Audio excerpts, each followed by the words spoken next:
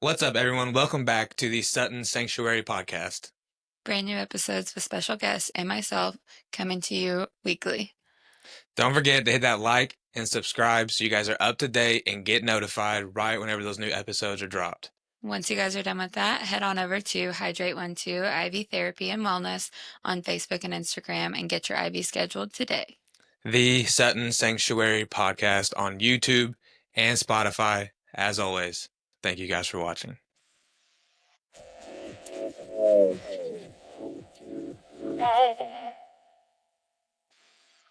That's all. It seems like I don't know, kind of. Yeah, you may pull this tool. Yeah, go ahead. Yeah, we're going. We're rolling. What's up, everybody? Welcome back. Sitting down with us today, the chiropractor here in Newburgh, Dr. Aaron King.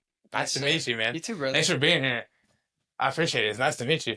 I felt honored when you invited me, honestly. Oh, really? Yeah. Really? Yeah, it's cool to see, because I know how it is just starting Yeah. something, Yeah. and it's cool to see, like, you reach out to people. Just, you can't do it unless you reach Yeah. out. So, Yeah, so whenever it was just me and Briley doing the episodes, at first, and I was going to start inviting people to come be on the podcast earlier, and like a month had went by. yeah. And I kept telling myself, I'm like, well, whenever I find the right person to invite first, or whenever I find someone that I'm like, okay, that's going to be the first guest. And I just kept coming up with all these different excuses. Yeah. And next thing, like a month went by, and like I hadn't reached out to anyone. And I was like, this is how people's dreams get killed. Yeah. They end up in this cycle that I'm in right now forever. And I was like, no one's ever going to want to be on the show if I don't ever ask. yeah, for And sure. at first I was, I didn't know the reactions I would get, but most people are pretty outgoing and open to it whenever you reach out. So It's kind of scary at first, right? Like, yeah, it's same thing with my videos that I do. yeah, I just, like, when people would come into the office, I just started asking, and they Yeah. were happy to do it because they wanted me to be successful in doing that. And Right. It turned into something I never dreamed that it would. yeah. It just starts with asking. It really does. Yeah, I said it was probably a month, and then I was like, a lot of these people, like we just talked about, like I just met you 5 minutes ago. I was like, I don't know a lot of these people, so if they just say no or that they're not interested, I was like, it's fine, like you didn't know them anyway, it's okay. And like in the first, like someone's gonna tell you no, and that's gonna be fine, and you just keep asking, and the no's are gonna come. But for the most part, yeah, it seems like whenever you think about like community or society, especially now, it's kind of got like a dark, like it seems like people wouldn't be open to wanting to talk or like share stuff about themselves, and it seems like we're in a very like closed off society I nowadays. agree. Yeah. And then whenever you start to reach out to people and actually show a little bit of interest in a conversation with someone, I think people get surprised, like, oh wait, you're actually interested in what I have to say. Getting to know you and getting the Yeah. message and stuff out there, it's really cool. Yeah.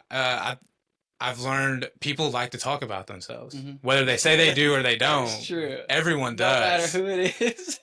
That's Just yeah, gotta find the right topic. yeah. That's what I figured out. I was like, people want to talk about themselves, and they like to, and you should. You should Yeah. you should want to live a life and be proud of, and like enjoy to talk about your successes and whatever it is. So yeah, it's been cool. I appreciate you being here. No For problem. sure. Are you from Newburgh? No, I'm from Kentucky, actually. From So, Kentucky? Where at Kentucky? Union County. It's only like Really? 5 minutes or so. Union County. It's funny when I say county, a lot of people, like when I went to chiropractic school, they would say, why do you keep saying county? And I'm like, you're not going to know the city that I'm from. Right. Morganfield or Wayne. Morganfield, or yeah. And so, How old are you? 32. Do you know Bo Robinson? I do. Yeah. He's younger than me. Yeah, I played college baseball with Bo. Oh, And, yeah, Bo sucks. No, Dude, he's crazy, bro. I love him. Yeah. His dad was my baseball coach in high school. Yeah. And him and Travis Stewart, and I don't know if you know what was his name? Seth Cummings. I know Seth. Yeah. Yeah, dude, me and Bo. That's awesome, man. Bo came to my house like multiple weekends and like stayed at my house, like we were going to school together and stuff. Crazy, so small world. his mom and my mom like still talk and stuff. Amy, she's Amy, yeah. Yeah. Great That's person. crazy. Bo. Union County, man. You boys get down there. Bo took me down there a couple times. Yeah. You get a little rowdy running around down there. You're not careful. Yeah. How was it? How was it for you growing up down there? I grew up. I didn't really do much in high school. Yeah. I was kind of like I come from a not wealthy family, Hmm. so I didn't really do much, and I was more ashamed of where I grew up. I gotcha. But I mean, I had a lot of friends, and it was Right. fun. I had Yeah. fun, played sports, like it was great. Yeah. But as you get older, you lose a lot of those friends too. So, Hmm. but from where I was to where I am now, I'm very blessed, Yeah. fortunate. Yeah. Yeah. You're glad to get out of that area. Yeah, yeah. I Yeah. mean, I love my friends in Sure. Union County. Like Sure. my best friend is in Union County. Right. But I just had to Yeah. get more exposure. You know what I Hmm. mean? Definitely. So that's what I was really Yeah. wanting to do. Um. Yeah. Did you know growing up? Did you wanted to be a chiropractor? Was No, that something that interested you, or no. whenever you're what was on your mind whenever you're growing up? What did you want to do? So I really wasn't sure what I wanted to do when I was growing up, Yeah. and I didn't even know I wanted to be a chiropractor until I graduated from undergrad. Hmm. And well, I did go to a chiropractor growing up, Yeah. and it helped me like tremendously. And Right. when I was in undergrad, I was studying psychology, and I wanted to master in health psychology. Yeah. And at the time, I was working at Walmart, King's Great Plus, and what's the other one? American Eagle. And so I Dang. was rotating through those while I played baseball. I gotcha. And for the last semester, I wanted to commute. Hmm. And so I transferred Walmarts back home to Union County. And then my old chiropractor and his wife came through the line. And I was checking them out. And at that time, I went through this whole transformation journey and I was healthy. And I was like, you know, I got a lot of people were asking me like for help. Yeah. That's why I wanted to master in health psychology because I wanted to Yeah. help people figure out what was, holding them back from their health Right. journey. Yeah. And so my old chiropractor came to the line, and he and his wife were both like, "Aaron, is that you?" Because I was like a chunky kid Yeah. growing up. Yeah. My nickname in high school was Pooh Bear. Damn. Yeah, tough, right? Huh. Yeah. No, that's funny. So yeah, and so we kind of got to talking, and 3 days later, they called me and was like, "Hey, do you want to come work for us?" And I was like, "Yeah." My first salary job and everything. So Yeah, that was definitely. like the biggest blessing ever. Yeah, get me out of this Walmart for Yeah. sure. And so I was pretty much doing, which don't get me wrong, Walmart was all right. It was a good job. Yeah, But I was pretty much doing everything at his office that I wanted to do with like health psychology. Of course I I hadn't been gotcha. immersed into health psychology, but anytime It's kind of letting you figure your stuff out yeah, through his office, sort yeah, of. yeah. Yeah. And anytime I would go like, or anytime I would ask a patient what helped them the most, they would always say the adjustments. Hmm. And I Yeah. hated the fact that I couldn't do that. Yeah. And Sure. so I went to chiropractic school. Yeah. Yeah. And the people that were there were really big proponents of me going to school. Like all the chiropractors that were there at the time, they all, they were like all for it. I was like, all right. Yeah, that's So cool. that's They why, kind of yeah. took you in, and Hmm. man, I was just checking them out at Walmart, and Yeah, it's that's crazy. how it Yeah. rekindled. So if I didn't work at Walmart, I might not be a chiropractor today. Yeah. That's crazy. Yeah. Dude, everything happens for a reason. Yeah, absolutely, So for wild sure. to think. Damn, if I wasn't Hmm. working at Walmart, I might not be a chiropractor. I That's swear. crazy to think about, Yeah. whenever you put it that way. Man, I'm telling you, I was scanning like no one could keep up. Damn right, yeah. Oh, the CS. Yeah, so you was up front, you was on register, Yeah, checking them out. yeah, Man, yeah, yeah. that's crazy. So how long, is it like a 4-year thing? What is it to Just 3 years, 4 months, 3.5 years, something like that. something like that? Yeah. I got you. So that was after, so you said you ran into them at Union County Hmm. whenever you started that. When did you Yeah. make the move to Newburgh? So I graduated in 2020 from Palmer Chiropractic in Davenport, Iowa, and then I worked for a couple chiropractors in Evansville for 2 years. Got it. Do you live in Um, Iowa? Or was that like I no, I did for a little while. did you? That's where chiropractic started, so that's the Really? reason I wanted to go there so bad. Oh, that's Just crazy. I because of didn't know like that. the philosophy and it was much different than the other school that I had visited. Yeah. it just had a different feel, you know, like Right. it was just, yeah. They Yeah. were really rooted in like the roots of chiropractic, which is what I Right. like. So, yeah. Have you ever been to a chiropractor? I have a couple of different times. Let's see. I just went about a year ago for I'm not convinced that I don't have something torn like in my shoulder. Oh, yikes. That I think happened a long time ago. And then like I played a year of college baseball Hmm. and during that time I got a partial tear in my elbow. Hmm. So like basically just my whole right arm up to like my shoulder, my Jeez. right is just kind of trash compared to the left really. Okay. Um so whenever I first thought they thought I had something going on with my neck, and then I thought I had like some stuff pinched that was like was causing the pain down my arm. Hmm. And I went to the chiropractor, and it wasn't it. It wasn't. Mm-mm. I was like, I'm trying to tell you. I was like, I think it's something. It's a muscle, like or something's torn. Yeah. Like They do any orthopedic tests on you or anything? not much. No, they just they ran me through the chiropractor, and then after I got done with that, they wanted me to do like some physical therapy and I'm not very good at physical therapy. I'm a bad physical therapy patient. And it's like, and especially like whenever I'm hurting, like Mhm. I was actively like, I felt like I'm like in the middle of this injury and they're like trying to tell me to do some physical therapy. I'm like, I can't do the physical therapy. I'm like, that's my Because problem. it hurts. Like, yeah, I'm like, that's the issue. I'm like, if I could do it, I would. I was like, but Yeah. it's terribly, it's like, I feel like my arm's falling off. Um, and then I went for my hips. I go in and out of alignment in my hips super Hmm. bad. And I started getting my hips and stuff aligned like back in high school. Um, because it's crazy actually how it happened. I got a turf toe Hmm. accident playing basketball.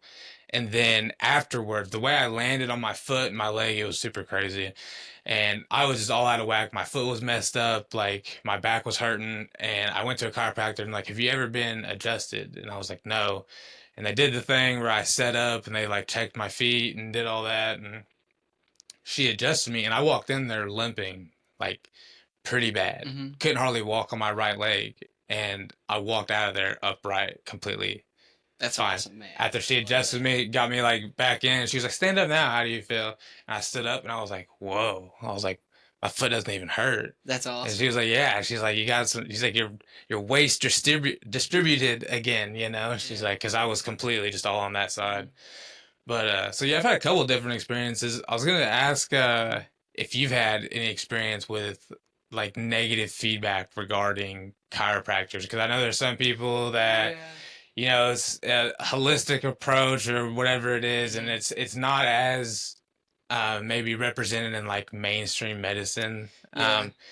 Well, Uh, it is good now though that like the more exposure chiropractic has gotten, like the integration of chiropractors into medical facilities is becoming more and more often. Like even the yeah. VA is covering pretty much Mm, everything for my VA patients. gotcha. Like Blue Cross is covering like dry needling and all this stuff now too, which is awesome. So And what is dry needling exactly? I saw that. I was looking at your guys' page and I saw yeah. the dry needling. I wasn't too familiar with So that. that's I was gonna ask you about your shoulder because so dry needling is like the Western medicine form of acupuncture. Okay. So pretty much took all of the acupuncture stuff and we put it into, a little bit different style of treatment with electrodes or Mm, electrical stimulation as hmm. well. So Hmm. it's more target specific though. Okay. So like with a needle, like when you put a needle into the skin, naturally you have an opioid reaction from the keratinocytes in the skin. So that downregulates pain. Okay. And then there's also where like something what we do, we twist the needles when we have all of the needles in I've seen that. that further down regulates pain. It's a little pinchy. That's probably the most uncomfortable part of it. But I see weightlifters get that done. yeah, Something about the tensing up and then the release yeah, yeah. after. Something along that lines. So when you twist the needles, it Hmm. increases the neurological reaction you get from the needling. Okay. And but with the biggest thing is with the frequency. It's so for muscle tissue, bone tissue, fascial tissue, and joint tissue, it's Mm. 2 to 4 hertz at 250 microseconds. So neural tissue and scar tissue is slightly different.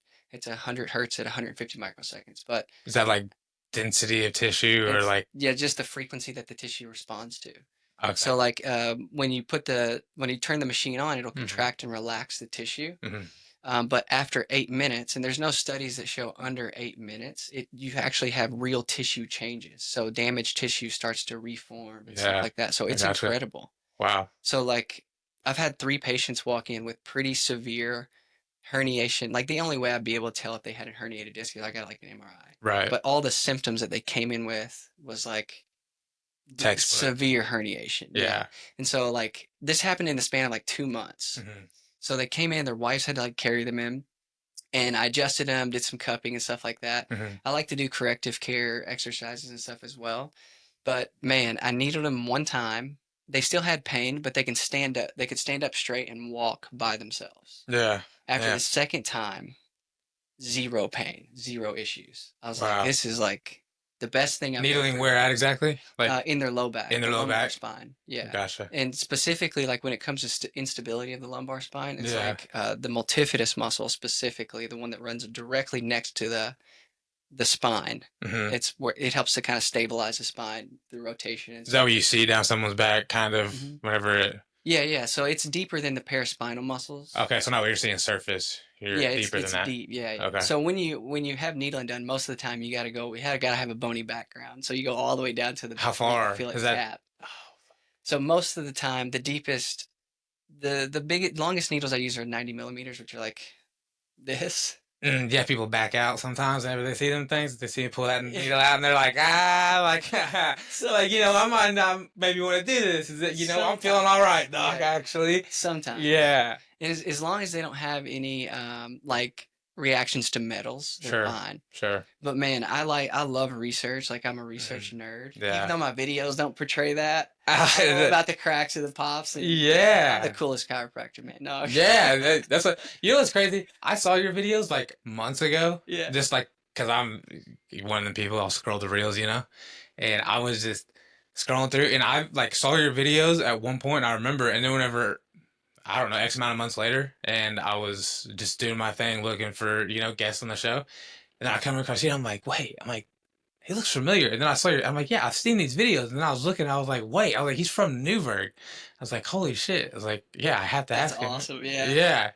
Dude, that's been the biggest blessing ever, being able to do that. Yeah. So when did you start with the videos? Was that kind of As soon as I opened. as soon as you opened? Yeah. I Not gotcha. many people know this, but like I kind of had a bad falling out with the people I used to work with. Okay. And I had to figure out something really fast. And Hmm. so the guy who helped me, can I name drop? Scott Hyatt. He Sure, helped me. man. Yeah, Do Scott whatever you Hyatt. want. Yeah. Man, he helped me so quickly. I literally messaged this guy to say, Mm. I said, hey, this happened. Yeah. I need a spot pretty quick. And he pretty much just said, go to Sherwin-Williams and pick out your flooring. And I was like, all right. And so I was done working with the people I was with on July 1st, Hmm. 2022, and I opened July 25th, Wow. 2022. And so Damn. I was trying to do videos before that, just Hmm. kind of like, but it wasn't like you have here, like an established place. I was just like Sure. doing, videos just around, and it wasn't Yeah. like a professional setting and stuff. Hmm. But when I started doing the videos, and also, man, I got denied my first business loan, and I instantly signed the lease to my office. That's how serious I was. So I was like, I'm Yeah. gonna make it You happen. have to. Yeah. Yeah. And it was really scary, but I was really confident that it was gonna be okay. Right. So when I started doing the videos in a professional setting, Hmm. my views like skyrocketed. So I had nothing in the office at all. I just had a blue portable table, and I was doing these videos on this portable table, and patients were coming in graciously, man. They were like, hey man, let's do it. Let's do some videos. Yeah. I'm like, all right. And then I started having people travel like 17 hours. Yeah. I've seen people comment on your videos talking about I came from here, I came from there. It's crazy, dude. It's turned into something I never like dreamed would happen. And the biggest blessing is like Facebook was paying me more than my office was making when I first opened. And like being able to just make videos Yeah. of like my craft and just make it fun. Right. Like I try to make all my videos fun because Yeah. so many people are way too serious. Yeah. A lot Um, of people, especially on the internet, of all yeah, places. yeah, I'm and that's why I like, appreciate you doing this so yeah. much because it's like, dude, you just got to put yourself out there. Yeah. And when you Definitely. do that, man, people are gonna resonate with you, and they're gonna be Mhm. like, I need what he can offer me. Mhm. And another thing is, I've never paid for marketing, not one single time. Damn, that's awesome. Yeah, done it all yourself. It's been a blessing, man. Yeah, it's a yeah, that's the kind of the whole thing with this, it's I've talked around with other people and like producers and I've done all that and I'm just like, I'm like and then I find myself whenever I'm doing those things, it starts to stress me out Hmm. and I'm like, wait, like that's not why I did this. Yeah, yeah, I'm yeah. like, wait a second. Yeah. I'm like having a terrible day because of this because I don't know what I want to do. Yeah. I'm like, this is not why Hmm. I started this. Like we started this for a very simple fact, and Hmm. now it's becoming not what I'm exactly wanting. But um, yeah, the not paying for marketing. So that's an interesting. Whenever, especially if someone like Facebook, like you said, paying you more than Hmm. what you're making at the office, and it's Yeah, that was incredible, dude. Like, so you own Axis yeah. Chiropractic. Hmm. So are you the only chiropractor there? You have. Yes. I Yeah. gotcha. I So gotcha. I'm pretty particular with how I like to treat my patients. I like to spend a little bit more time. Yeah. I love chiropractic in general. I Hmm. just like to spend more time with my patients. Yeah. So I used to work somewhere where we would try to get as many patients in and out as we could, Yeah. which is good. You're helping more people, but it just doesn't work for some people. Quality of care can Yeah. suffer at whenever Yeah, that yeah, starts to yeah, yeah. happen. And Yeah, shoot, when you get high volume, it starts to take a toll on your body. yeah, And so now I'm able to like kind of practice at my own pace. right. And so I don't get burnt out and Yeah, keep my communication with my patients good. And I think the relationship between people is what matters most. And I think yeah. that's why I built a successful brand with Hmm. what I do. That's the most important thing to me is have good rapport with my patients. Sure. Yeah. Mm, That I think that's a pretty common feeling amongst people, just like in the healthcare field as a whole.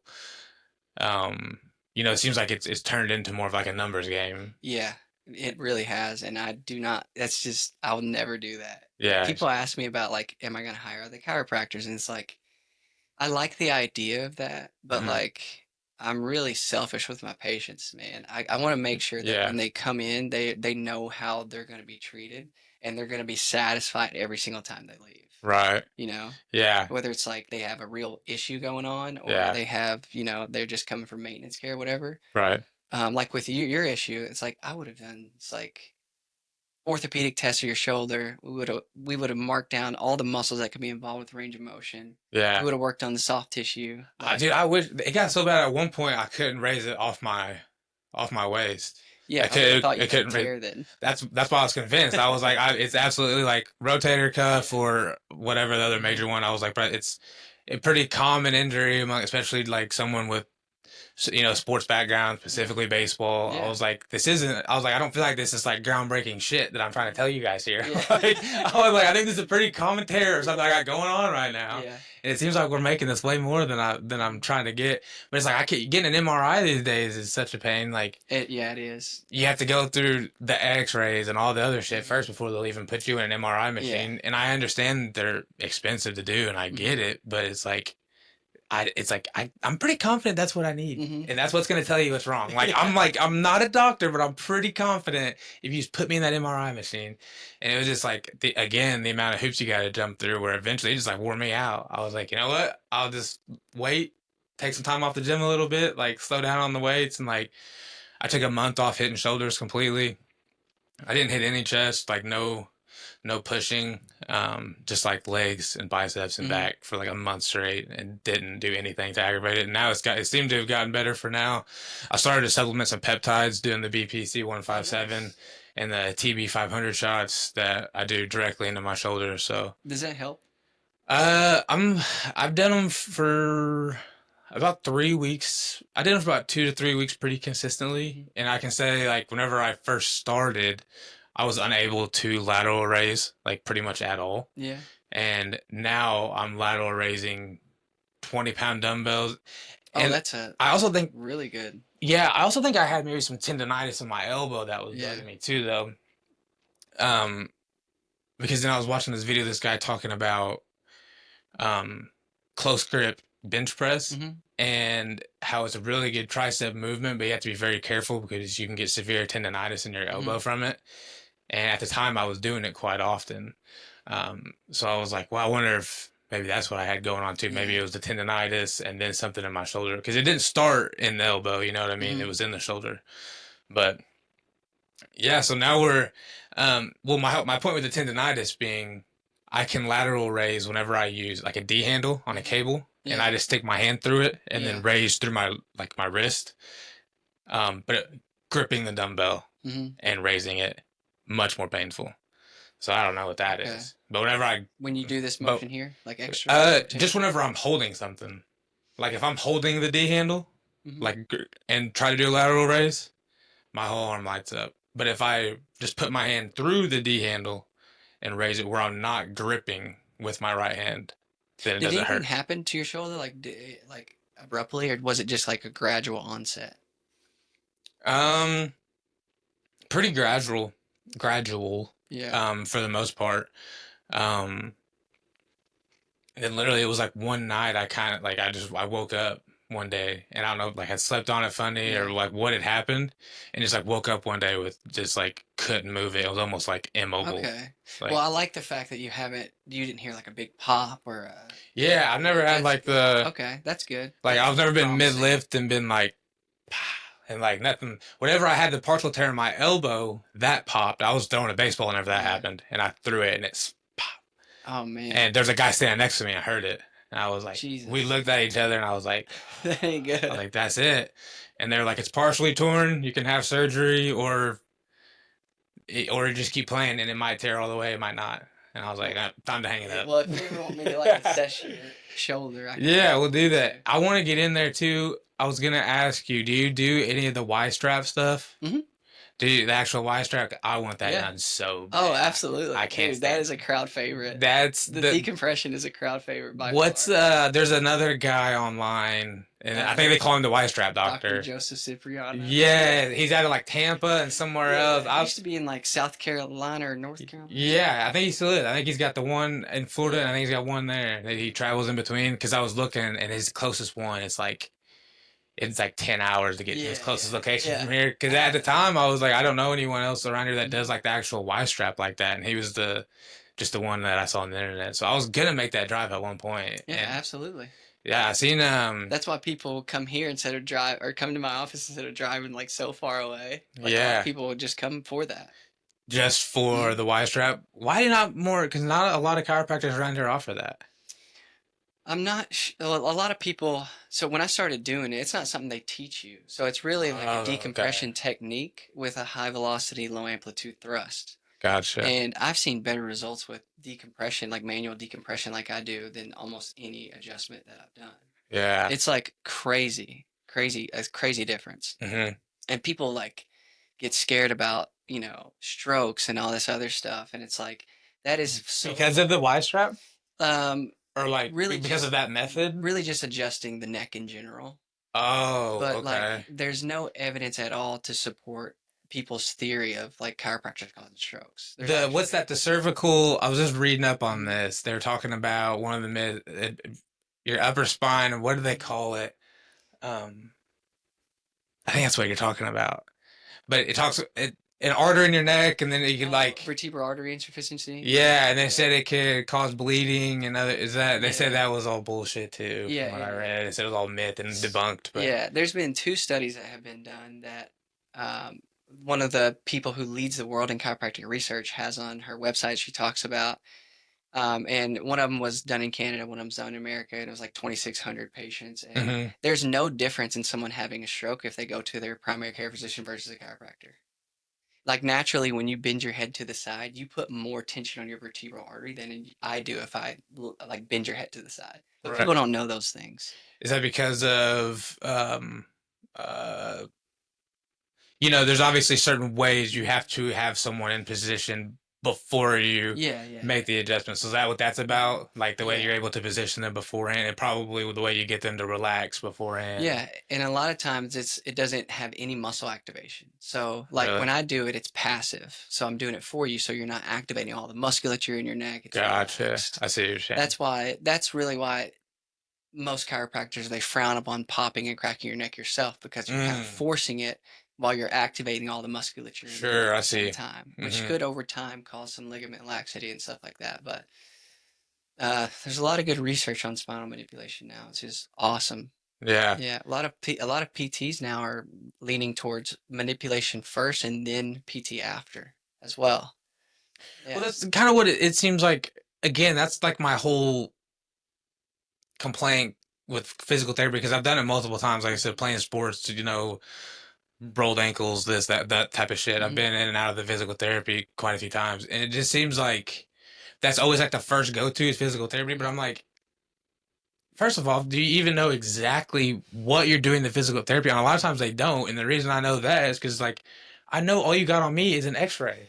I know that's Yeah. all you're going off of right Yeah. now, and like there's a machine again that I know will tell you exactly. It's Hmm. like part of me is like, do we even know exactly what we're Hmm. working on? First of all, Yeah, that's why it's important to like do orthopedic testing and see what you're having your deficiency, discrepancy, what's the whatever. orthopedic testing? What does that Oh, it's consist muscle of? testing. So like if I was to take your arm up to the side and Oh, like okay. push down and Yeah. push Oh, they back. did that once, Okay. a couple at one of the doctors I went to for my shoulder. Yeah. Okay. It'll Yeah. tell you specifically what muscles are involved and what you need to Hmm. target. And a lot Mm, of times I'll do that to see what muscles need to be assessed or taken care of. right. And it could tell you a lot of times, which nothing will tell you better than an MRI. Right. The process of getting MRI sucks though, Yeah. because of insurance and stuff like that, which Hmm. is, it's not nothing. I guess no one can help with the Yeah. PTs. I mean, I'm sure there's a lot of Right. PTs that would be like, I just wish I can get an MRI. Yeah. Well, that's why. Yeah, a lot of people have said that. They're like, yeah, if it feels that easy, that's what we would definitely do. Yeah. It's not. Yeah. Yeah. I definitely understand. It's yeah, my issue isn't with the PTs directly.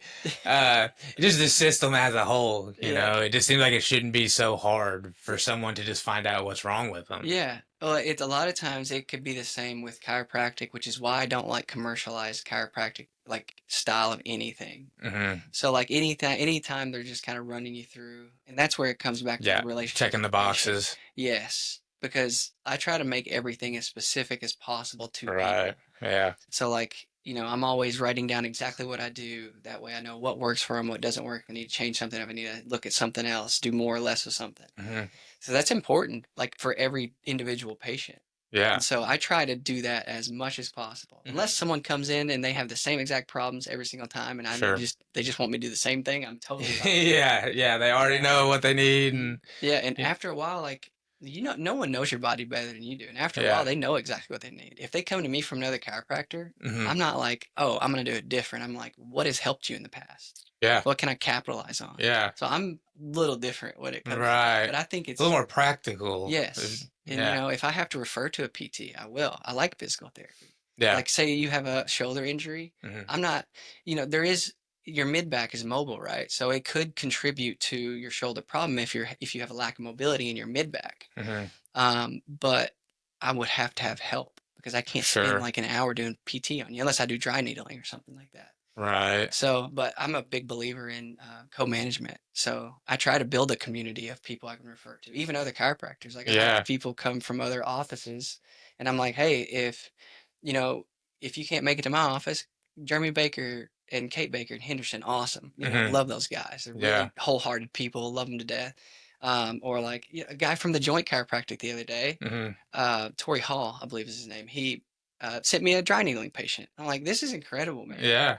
So I love that, Right. like a community. Definitely. That's literally what I thought of earlier when you were talking about how people just get so confined in their own space and there's no There isn't community any there. sense of community anymore. It's Yes. really weird. I go back. I make you can ask my wife. She probably gets tired of me hearing it, but like I make a lot of comments in a sense of like joking around, but not really. And I'll say like, well, our ancestors they're like this. Our Yeah. ancestors, that's what Yeah.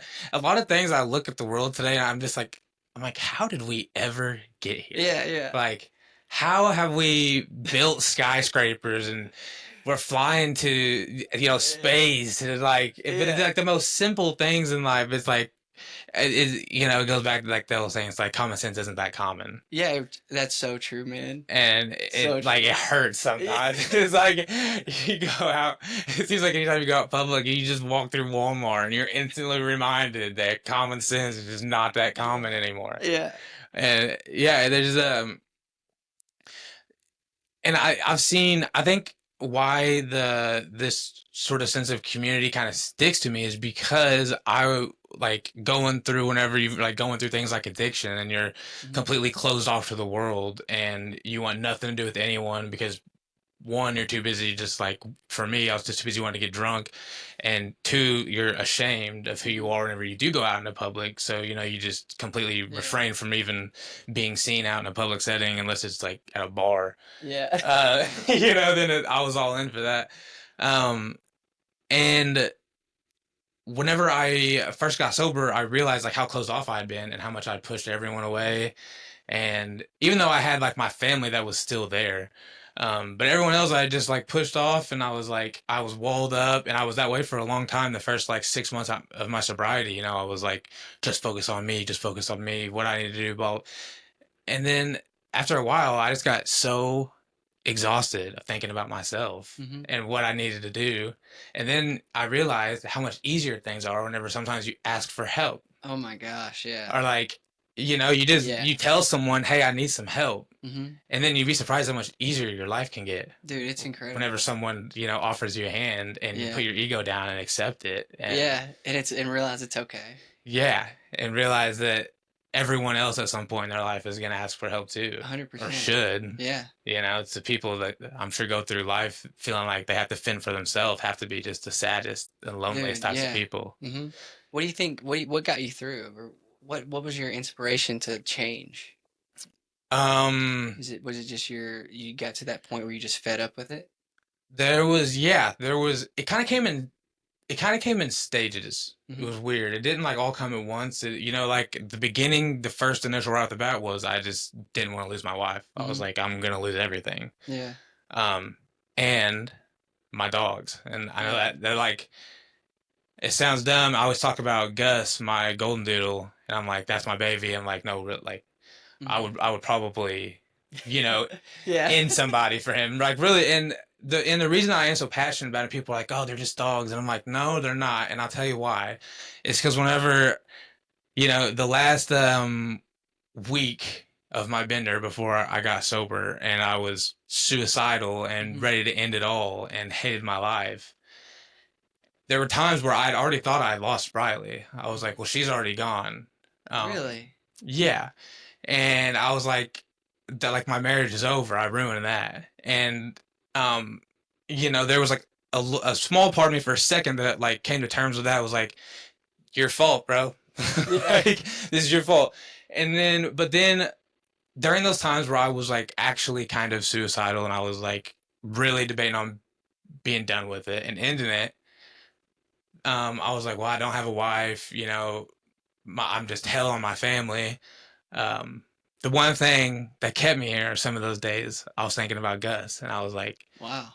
because I was like, just the thought of like me walking out the door and like him never seeing me again, and then him being like, why does my dad not come Yeah. around? Why is he gone? Why did he leave? Like Yeah. he's got this nice house. We built this, Mhm. he's got a nice life, and like now my dad just is gone, and like that like killed me. I was like, damn. Like, and if it's like he's a dog. Would he think like that? I don't know. Mhm. Like, but in my mind, I was like, that's the closest thing we have to kids, and it's Yeah. like that. I This is feel my that. whole life, and like, there were days where I was like, I don't want him to think that like I would ever Mhm. not come around and want to continue to like show him love and like Yeah. be his dog dad, and think that I had somewhere else I needed to be. That That's was more incredible. important to me Yeah. than here. I was like, I don't ever want them to think that. Like, Yeah. my wife, my dogs, my Mhm. family. Like, I don't want anyone to think that I'm like here with you physically, but like mentally, I'm wanting to be Yeah. somewhere else. Is Like, there a reason you think you feel that way? um, Is there a reason you think that thought came into your mind? I think it was because the seriousness I was at with ending my life, Yeah. and with how serious I really was about doing it at that time. Yeah. It was the most serious I'd ever been, Okay. the closest I ever came. Mhm. Um, you think the higher power or whoever was watching and a mishandling of a firearm and a lot Yeah. of alcohol, I'm still here today. Mhm. Uh, Are you but are you a big believer in everything like happening for a reason? absolutely, I am too. I don't think I think everything happens exactly how it's supposed to. Yeah, because look at you now. Yeah, Like, this is absolutely. awesome. Absolutely, I agree. Like, Uh, I didn't think that before. I mhm, was way heavy on the other side. mhm. I was like coincidences. I was like Yeah. shit's just weird sometimes. And like I was like that's what it is. And now I realize like no, none of this is weird. This all makes sense. Yeah. You know, if I hadn't have been in that place and I hadn't have, went through those things, like wouldn't be sitting here, Yeah. wouldn't be talking to you, wouldn't be doing any of this. Yeah. Everything led you to this exact moment, which is awesome. Yeah, whenever you go back and start to like look at the things that happened, you can like kind of put it together. You can almost Mhm. like see it coming. You're Yeah, it's like, wild, oh, right? it's like no, it was leading me, and I think I've said that before. Whenever like I've talked about um the the alcoholism and all of that, as much as it sucks, and you could sit around and like be sad about it all Mhm. day, but um yeah, I don't think if I hadn't went through what I went through, then yeah, none of this would Mhm. even have came to mind to even want to do any of this. So it's like it almost is like it had to, Yeah. it had to happen. As Eh, much as it sucks, like yeah. because I think about my life outside of this, I'm like, well, what else would I do? Like Mhm. and I'm like, I don't know. Yeah. I don't have it, and like That's I'm all right, you know? yeah, well, it's because I love what I'm doing now, Yeah. and I'm And actually that's enjoying awesome. what I'm doing now, and I'm Mhm. like this. I would have never have like had the goal in me to want to do this Mhm. if I hadn't been through that. But I think sometimes it takes us getting to that breaking point, mm, a really low, to like get yourself to step out in other areas of your life. Like yeah, you realize you got to turn it around, and then hmm you're so much more brave in so many other aspects of your life. hmm That's something that even I've had to deal with. So I respect that man a lot. And you get to bless so many people with the message that you have too, because it's really hard to resonate with someone who hasn't been in certain positions. hmm And when you get to a really low like that, there's a lot of people that you're going to yeah, help with your message. And right. that's I hope incredible. so. Yeah. Oh, you will, man. You just Yeah, got to keep going, keep doing it. yeah, And that's all you got to do. You just got to keep going, keep showing up. yeah, That's what, like, there's been a couple people that I've, helped with videos and stuff. And I'm hmm just like, no, just keep going, man. Keep going. You're yeah, eventually, you're going to start seeing more and more people. People are going to start seeing your stuff. You're going to help more people. Your message is going to get out there and all this other stuff. yeah, It just comes with showing up and you're doing it. yeah. That's a really good lesson that more people should get on board with. Is Yeah. like they say 50% of it is just showing up, but I think it's more than that. I do Uh, too. I really do. a little secret kind of about this podcast. Every episode I've done so far where I've had a guest, the morning of where I wake up, there's part of me that's like anxious about it. And I'm like, fuck, fuck. I'm like, I don't want to do Yeah. it. No, I don't oh, want to do it. dude, yeah. I wake up, like I woke up this morning, and I'm like, fuck, I don't know if I want to do it. I don't know if I want to do it. Yeah. And then every time after the podcasts are over, I'm always like, fuck yeah. Like Yeah, I'm glad I did that. dude, I'm like I always like I never have like regretted it. And but that just like goes to show like half of it is just showing up it's and being so like I'm gonna crazy. do it. Yeah. What your mind will tell you. And like even with me doing videos and stuff, Hmm like when people drive, I'm just like, I feel like I gotta show out. But Yeah. really you just show up as yourself, like Yeah. in who you are, what you're doing. hmm When people ask me about like the business and stuff I started, I'm just like, I'm there when no one's there. Yeah. You know what I mean? You just show up and be reliable. Right. But when you like, I would get anxious like constantly, dude. Yeah. Like constantly. So I can like firmly attest to what you're saying. You just got to do it. You just got to Yeah. show up. Yeah. That's the biggest part. Speaking of transformations, you underwent one yourself. I told you Yeah. you looking jacked. Yeah. I appreciate it. Yeah, dude. What's that been like? What before you lost all your weight? What was life like? Well, the worst part was like, I used to be more fit like I am now. Right Mhm. now, I feel like I'm in the best shape of my life. Yeah. Um, but when I gained my weight back, hmm and what really struck me was like, when I quit working at the old place I was at, Yeah. it was because I felt bad about what I was doing, how I was doing it. hmm I was telling myself in my mind all these reasons why I needed to open up my own place hmm and how much happier I would be. And I started feeling that way, going to my office every day, resenting it, hmm resenting going to the office, like thinking some of my patients are difficult, all this other stuff, and it's like, trust me, everybody struggles with these mental battles, and no matter what you do.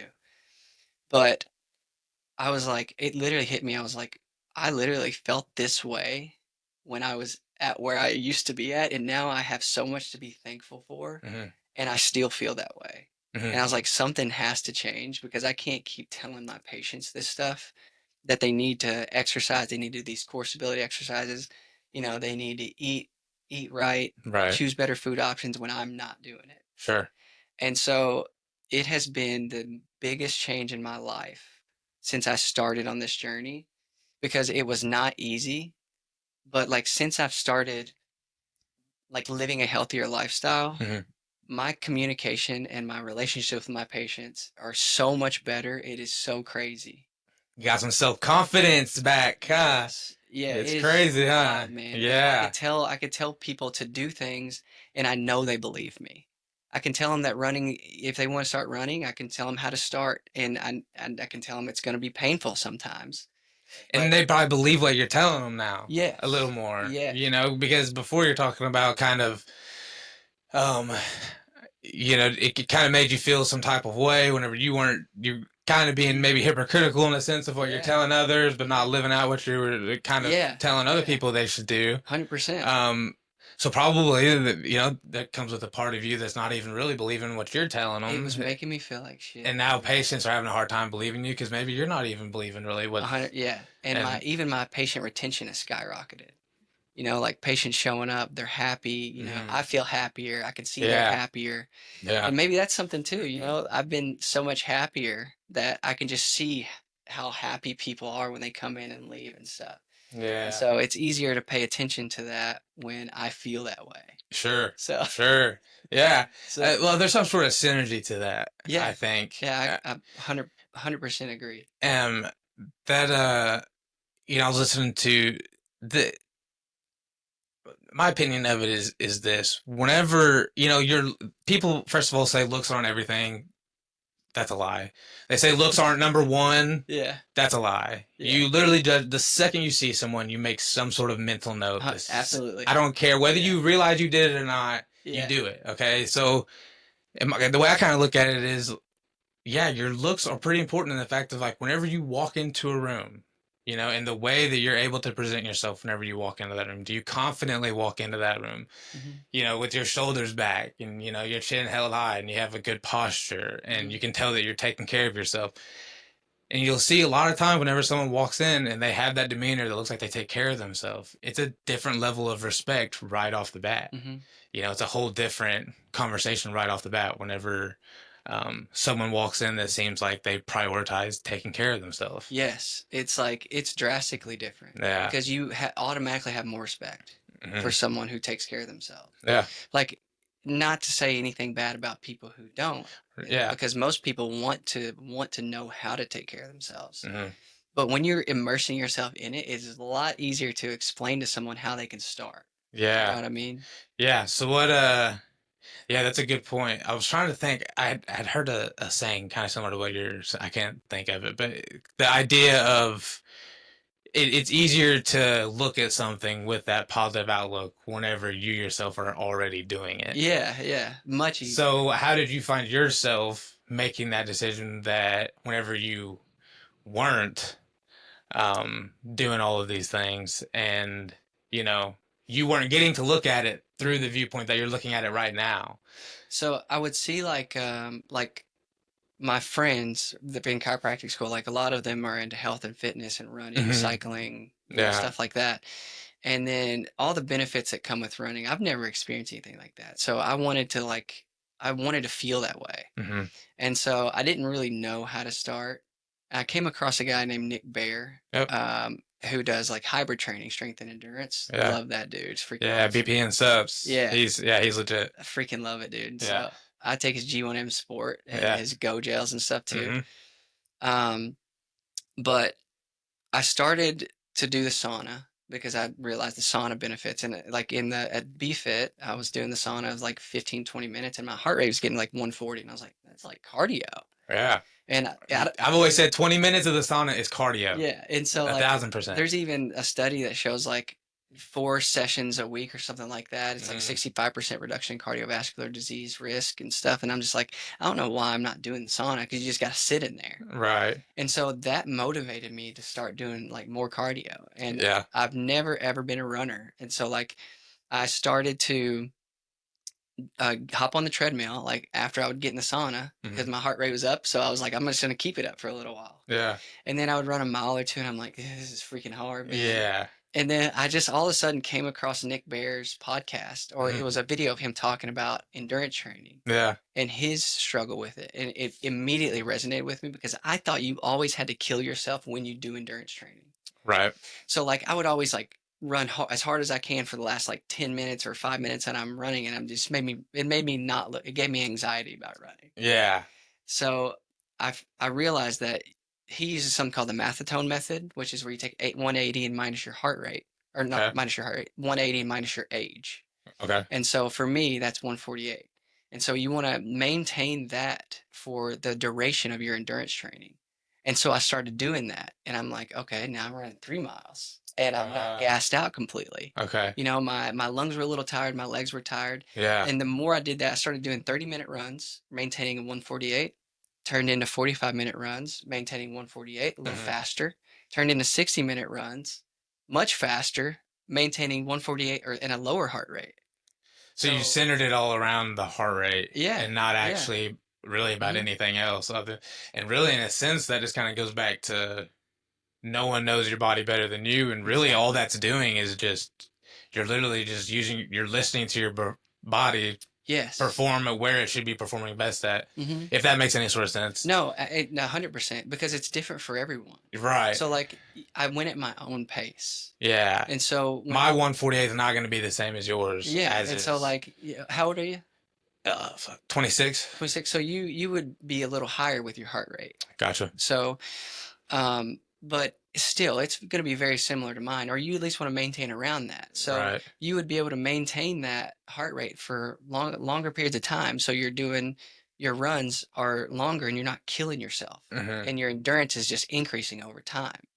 You know, you want to throw in some like sprint training and stuff like that too. He's good with like his workout plans are good with that. But 80% of the time you're maintaining this heart rate. And so like my endurance has skyrocketed. So I went from running like I did a half marathon, not sanctioned, but I did it myself in Yeah. 2 hours and 30 minutes last December, early December. And then a few weeks ago I ran it in an hour. It was 2 hours and 30 minutes, and then a few weeks ago I ran it in an hour and 46 minutes. So Yeah, that's a just big jump. just doing that. Yeah. Now, I will say it's easy to talk yourself out of running, but like it's you just gotta you get to a point where you're like, do I really want to do this? And it's Hmm. like once you hit a mile or mile two, like I think so clearly when I run. I Yeah. look forward to the feeling it gives me when I run, not how it feels to run. Sure. Yeah, the runner's high. Because you got to But embrace the suck, you know. You got to. yeah, It's you so gotta if you embrace the can do suck. it, yeah. I've got this new little saying I've been telling myself. And the reason I thought of it, so it's I tell myself whenever if I'm kind of avoiding something, whether even if it's like I'm picking up the house and like I know that I need to do the dishes and I hate doing the dishes. So I'm hmm like, I'm gonna mess around back here and dust this room and Yeah. I'm putting it off. So I tell myself, I say pick up the stick. And the reason I started saying that is because I just cut down That this is tree a awesome. couple weeks ago, right? Yeah. And I cut down this big limb and it was literally in the way of where I was walking, moving this brush from across the yard to the trailer. And it was in the way. And it was big and I just didn't want to lift it. And I found myself after like 30 minutes of like struggling to go around this thing that I did not want to do. I did it over and Yeah. over. And then eventually I got so pissed off that this stick was in my way. And I just like looked down at it. And in my head, I was like, dude, just pick up the fucking stick. Yeah. Just pick, like, if Yeah. you would have done this 30 minutes ago, this would be over. Yeah. And now every time I find myself, whether it's like, oh, I don't want to do cardio today, or I'm like, on my second set, maybe I'm going to skip the third on this last one. It's the end of the workout, it's like, no, pick up the Dude, stick and you got a just great pick it story up. behind that. I'm gonna And start using that. I'm gonna start yeah, telling myself to pick up the this is the stick. first time I've ever told it. I've never told anyone that story. That is And awesome. this literally, I just cut this tree down like 10 days ago. So like, this is very fresh. I just started telling myself this. The principle behind that is incredible because there's a lot of things that you're feeling there that that stick was causing anxiety and Yeah. anger. And it's like, dude, I'm I telling was you, literally getting pissed. Like, like a lot of anxiety and stuff can come from if there's things that you should be doing that you're not doing, that it gives me anxiety. Like that's yeah. why I even wash the dishes as I cook because I don't want to have something to do. Yeah. So Yeah. I'm gonna start using that. Pick up Yeah, the stick. dude, it all hit me at once. I finally I was to my breaking point with it, and I just looked down at it, and as I'm looking at it, like a voice in my head just went, "Pick up the stick, Yeah, dude. just pick it up." And I was like, "You're right." I picked it up, and as soon as I threw it in the trailer and I turned around, it's like it just everything anxiety just washed off of me. Yeah, I was like, that was it. and it was clean. And yeah, and it was over. And now I was like, huh. Now every time I get in those positions in the back of my mind, I'm like, dude, just pick up the stick. It reminds me of the Alex Hormozy or Hormozzi. You know who that guy Yeah, is? yeah. He has a quote that says, "Sometimes the hard way is the short way." Hmm. Because if you keep trying to take the easy route, you're not going to get to the destination that you want directly. You got Yeah. to actually do the right things the first time to stay on track with what you're going to do or what you want to do. And it's just like, if you would have done that beforehand, you wouldn't have had to go around that stick so much. So, Yeah. It yeah. yeah, it's like what is it, the bison and like cow reference, and like whenever storms are coming and Mhm. cows run away from them and bison run through them. Yeah. And they're like, because the quicker you're in it, the quicker you're out of it. Oh, shoot. Yeah. I And didn't that's know like an that. analogy. Yeah, so that That's was this awesome. cool story I had heard where they were talking about cows. Whenever storms are coming, you'll see cows running, and they're normally running away from it. And I think it was bison or buffalo, one of them, one of Mhm. those fucking. Um, Dude, that's awesome. I and did not know but that. they'll turn around and they walk through them, Wow. and they're like, because the quicker they're in, the quicker it's over. And it's like that's the analogy every human should take on to life. Whenever the storm's coming, baby, like 100%. quit, like because the more you run, you know, the longer you run away from it, the longer you're in it. Oh, dude, 100%. Like, That's something that I've been learning about too, is like learning how to sit in the tension when you feel certain ways about things instead of like trying to find distractions. dude, I just had this thought today. Literally, probably an hour before you got here, I was thinking back to an interview I listened to with Steve Jobs, Hmm. and I don't remember the question that he was asked, but after he was asked the question, I think it was like 20 seconds it took Hmm. him to reply. And that was like the whole point of the video, was like, what, like, you know, the smartest man, or okay, not the smartest man, but one of the smartest men, you know, Yeah. on the planet, and gets asked a question that stumps him. And instead of what we like to do is we panic and Yeah. we feel like we're being sped up in conversation, and so we have to hurry up and just regurgitate some Hmm. answer that, you know, is gonna go along well with the narrative of this conversation, and just keep things flowing, maybe, so something doesn't get Yeah. awkward, or I don't know what it is, why we do it. But Yeah. um, and no, he didn't. He just sat there for 20 seconds, And he was and thinking he just about what he looked wanted to around. say. Yeah, and he just thought, and he thought for 20 seconds, and then he gave a well first out thought Hmm. answer. And I was like, and it was like, that's a superpower. It really is. Like, Because I would get anxiety if I I would be so anxious by the end of the 20 seconds, I wouldn't remember the question. yeah. I would be sitting here at to the 20-second mark and be like, I Yeah. hope these people haven't figured out yet that I already forgot the question. Yeah. And I'm just now in complete shutdown and panic mode. Like, I'm completely shut down right now, and I hope they don't It's like, realize can you it. use it in a sentence? Yeah, like, I'm gonna need you to repeat that back. Um, yeah, that's That's a, wild. Yeah, I've heard some things about that. How like like really intelligent people, because you know the impact your words have is like yeah. it's really important. Hmm. So if you can be okay with like pausing and sitting in that tension and thinking about what you want to say, Hmm. it's a power move for sure. Yeah, I wish.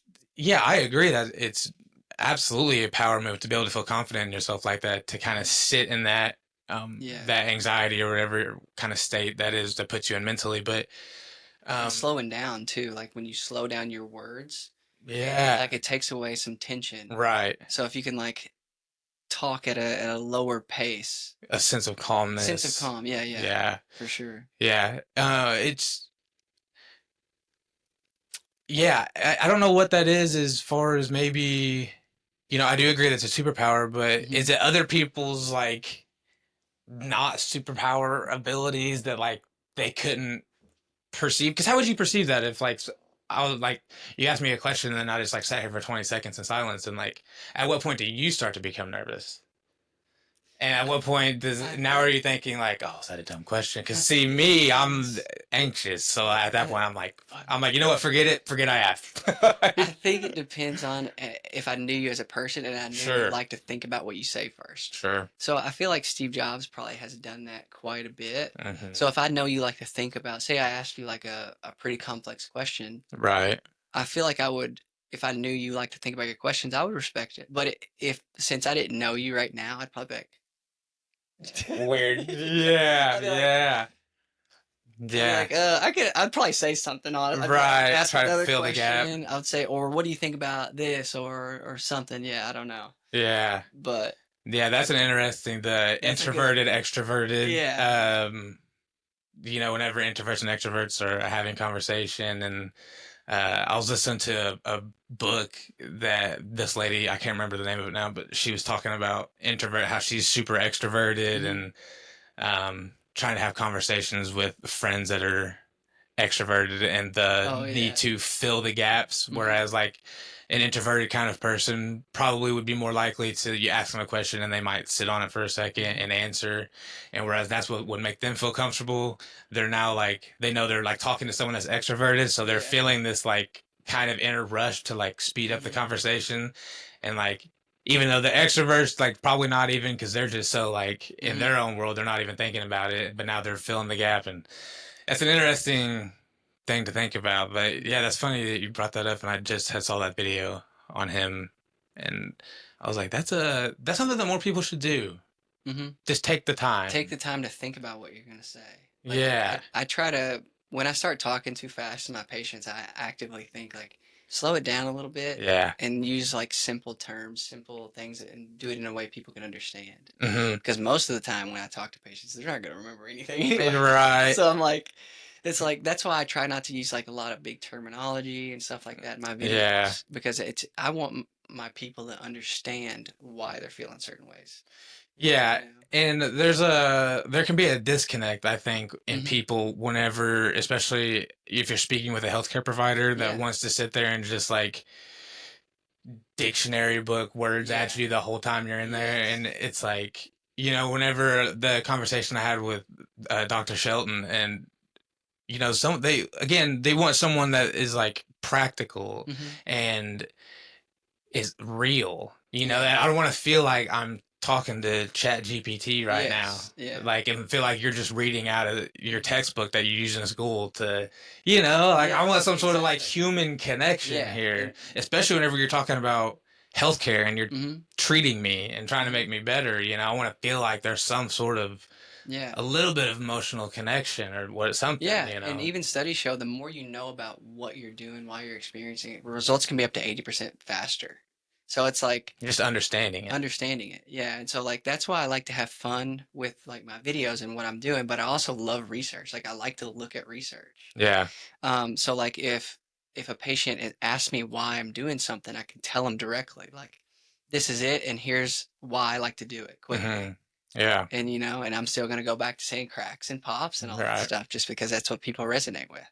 Yeah, and it probably takes some of the anxiety out of your. Oh man, yeah. We think whenever, kind of going back to like whenever we get anxious about something, it's either because we're probably not doing things that we know we should be doing, Hmm. or you're just underprepared. Yes, that is huge. That's what I've learned a lot in these podcasts, like coming into them. Hmm. I don't do too much research on my guests because I just want to talk and like hear Yeah. from them. So like I don't want to come into this already knowing a bunch of Hmm. shit.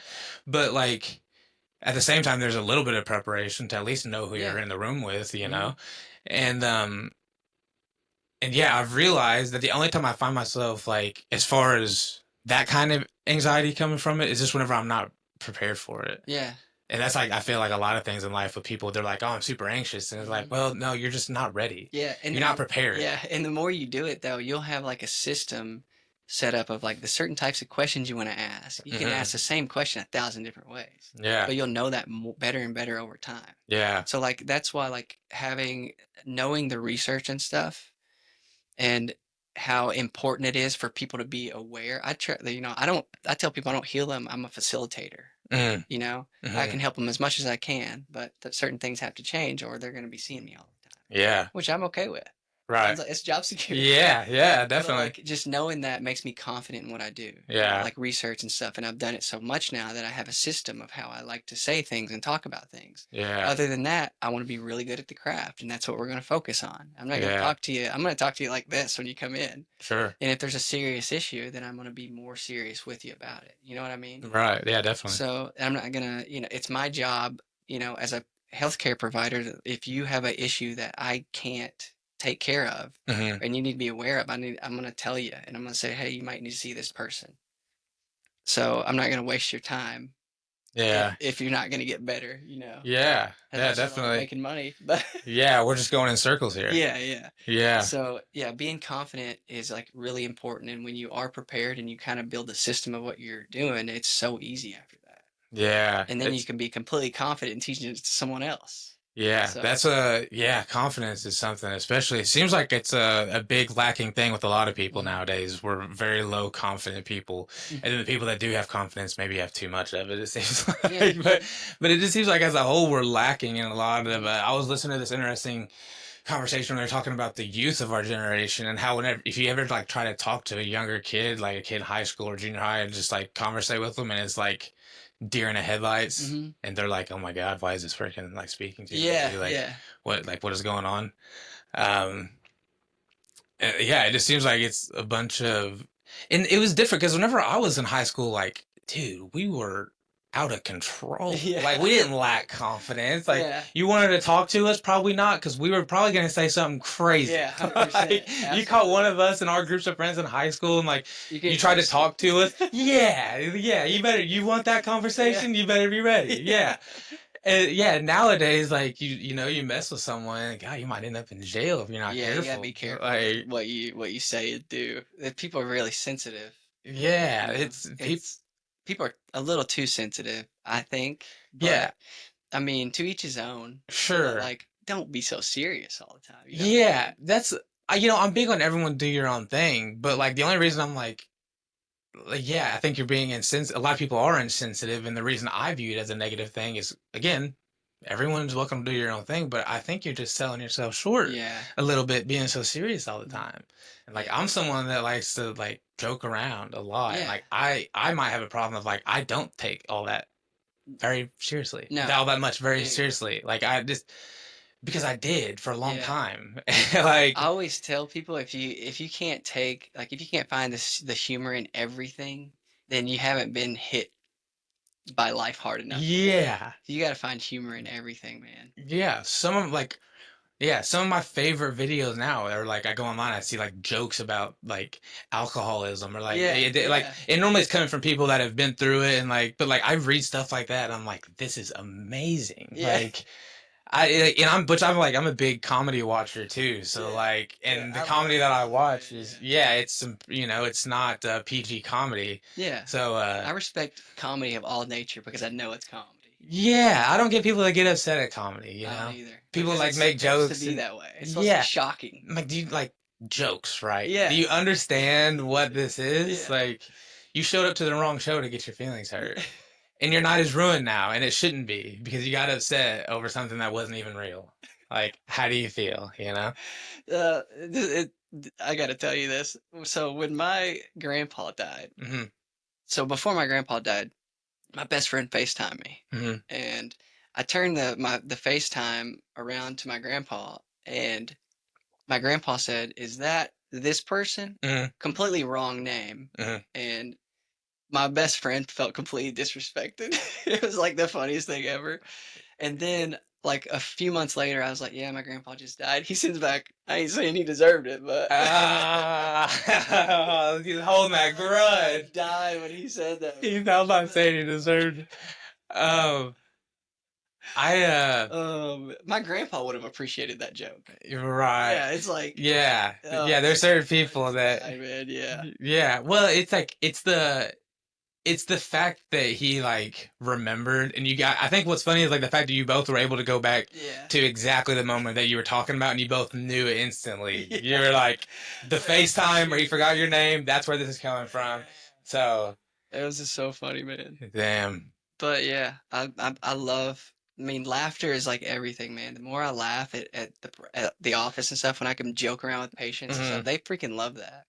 Well, happiness is a choice. Hmm. And I just came to that conclusion like recently. Yeah. And I've been listening to, I don't know if you listen to Chris Williamson Oh, or love him, Naval. dude. Did you just see the Yeah, love that podcast that him and podcast. Naval did? The No, Naval Raviskin, I can never remember his last name. no. But I don't know exactly what his ethnicity is, so I'm not gonna say something crazy. I think he Indian fella guy. I don't know exactly, but he's an entrepreneur, and then he's like big into philosophy, and he's got podcasts, and he does like he does like short form podcasting of like 3 minutes, and like Mhm. his whole thing is to like compress ideas into like the Yeah. most simple. He basically wants to be able to he like releases his idea and his thinking, and like you can't compress this Hmm. any simpler and smaller than what I just did in 2 minutes. It's kind of, Yeah, and he's that's got awesome. all sorts of like, um, I need to look that guy up. yeah, all sorts of it's. I'm telling you, I saved it to my phone and I watched it. I watched the whole 3.5 thing all the way through. I finished it yesterday and I've already restarted it. I'm watching it again and I'm like taking notes on it the second time. That is awesome. And his whole like he talks about he's like the three things that people want is like you want to be happy, he's like you want to be fit and you want to be wealthy. Hmm. Like those are the three things that every single person wants, Yeah. whether you realize it yet or not, but that's what you want Hmm. to be healthy, you want to have a lot of money, and you want to be happy. Like that's what everyone Yeah. wants in reality. And he was like, well, what I realized is like you work hard and you make money, he's like that's a choice. Like Hmm. you want to go to the gym and you want to run and be healthy, like that's a choice. He's like, so why is being happy not considered a choice? Why is it viewed as something that you have to like earn or something like a Hmm. status that you have to accomplish so many different things before you're able to unlock the status Hmm. quo of like happy, and he's Yeah. like, no, he's like, it's literally just a mindset. And that's like, he, he's like, I forced myself early on into a mindset of like, I'm going to be happy. He said he had a buddy that called him up one time and they were talking and he said, he's like, it, he was one of those guys, glass half full type of people. And he was asking, he's like, you're always so happy. Like, Hmm. where's that come from? And he was like, well, he's like, I was just thinking one day. And he's like, someone out there has to be the happiest person alive. Hmm. Like someone has to be, and he's like, why not just be me? Like Yeah. he's like, I'll do that. I'll, I would do the honors of being the happiest guy alive. Like, why can't it be Yeah. me? And he said one of the biggest lessons in his life was figuring out early on that happiness is just a choice. And that's Dude, all it is. It's I not about, wholeheartedly agree. yeah, and of course, with the obvious exception, there's some people with actual clinical depression at Hmm. a chemical Yeah. level, of course, but overall, most of it, happiness really is just a choice and perspective Yeah. on how you're deciding to look at Yeah. things. It go like for me, it goes back to like starting to run and exercise and stuff like that, man. Like I've watched a lot of things recently on how to change my thoughts about things. Yeah, And something I frequently think of is I used to be the kid that people would say, "Why are you always smiling?" And I have not got that in years. yeah, So that is something I've been actively that's doing. stuck in your mind. Yes, way more often now. Yeah, And just changing my thoughts about things, hmm, practicing gratitude has been huge. Like this last like 3 weeks even. yeah, So that's crazy that you say that because that's something that I've kind of recently tried to start doing again is like being happy in every situation, not needing someone else in my life to make me happy. yeah. Like being alone, being happy, stuff like that.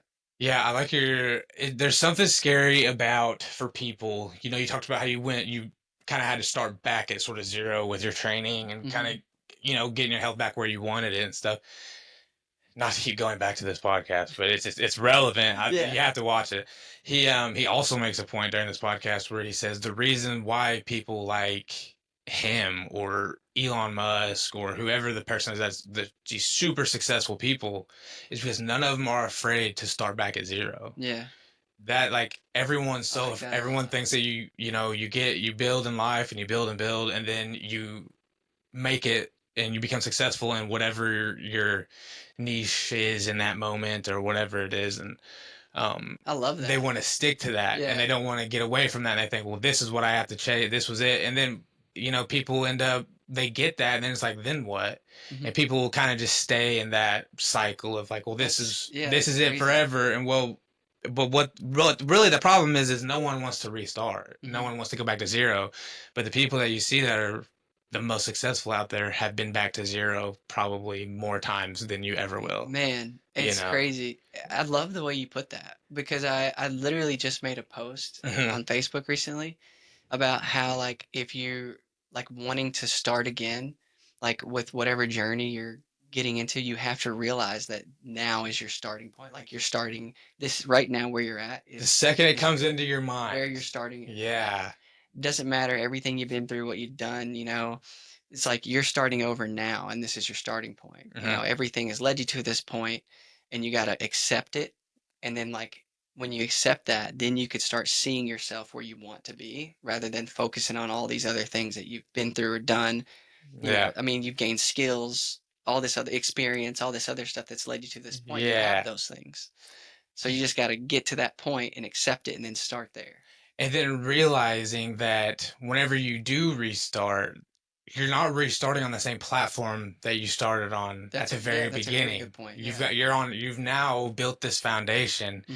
and now you know, you're restarting. You're restarting on the, 10th story this time. Yeah, You're yeah, not yeah. at ground level anymore. Mhm, Like, yeah, you're restarting for where you're at in that moment, but that doesn't mean that you're completely wiping away everything you've ever worked for. mhm, You're just restarting where you're at right now today. mhm. That doesn't take you back to here. Yeah, You're still here. You're just yeah, restarting. It's just a different, you still continue to build. Because then if you just forget everything down here, then it was like, yeah.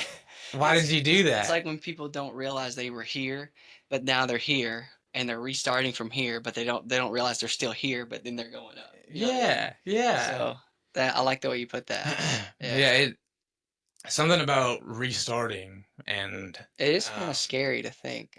yeah, and I think it depends on too why you're reasoning for restarting. Are you Hmm. restarting on a positive note? Are you restarting because of negative that you've had in your life? Oh yeah, that's For true. myself, it depends, and they say, I'm a firm believer, like if you've the negative past those 5 years that I had, there came a point to me where I wanted to share this story, but then like I didn't want it to become my personality because Hmm. part of me, as much I will sit down and talk with anyone about it, but outside of like this podcast and talking to people about it, like I don't think about it. Hmm. I don't think about that time in my life. I've cut it off. It's like Yeah. it didn't exist. Like, Hmm. and some people say that's a dangerous way to go about it too, but You ain't got to to worry each about their it own. anymore. Yeah. Yeah, to each their own, whatever. But like to me, what worked for me is like if you're serious about something, you want to restart, whatever it is, like don't be afraid to just literally cut it off Hmm. and forget about it. Yeah, And because it like, doesn't control your life anymore. It's yeah, like it means, it still happened, but you can say you just that's moving on. yeah, So that's powerful, man. That's incredible. yeah. There's a that and like something about yeah. I don't. So I think we're real busy too as people. We're real big into like we want to people please. It's a Mhm. weird dynamic of like we want to be closed off to society, but then also we want to like people please. Yeah. There's like a weird mixture to that going on of like people that are like you see them on the internet and they like want to please on the internet, but then like you meet them in life and they're like raging bitches, and you're like, what's your And that deal? dude, that is I so that is something that I struggle with my whole life is people pleasing. Yeah. But one thing which I like about your videos and stuff is that what really separates successful people from doing this stuff is Hmm. being completely authentic in their videos. Sure. But when you show up, if they're the same person or not, it's Yeah. so important. Yeah. So That like when you that's could be, wild to me that people are even like, yeah, and I've heard some crazy stuff about how people will be in videos, and then you meet these people in real life, and they're just like completely different people. yeah. I'm like, I don't know how someone could put on that kind of facade for so long How because do you have like the energy? I know, man. Like I'd be socially exhausted. I barely get Like, myself through some days. yeah, Like I can imagine if I had another. you have to play another role. Like Yeah. that's a big one too. Like if I have a patient that drives 10 hours and they show up and I'm a prick, Yeah. it's like, dude, It I just couldn't imagine. yeah, yeah, I don't know.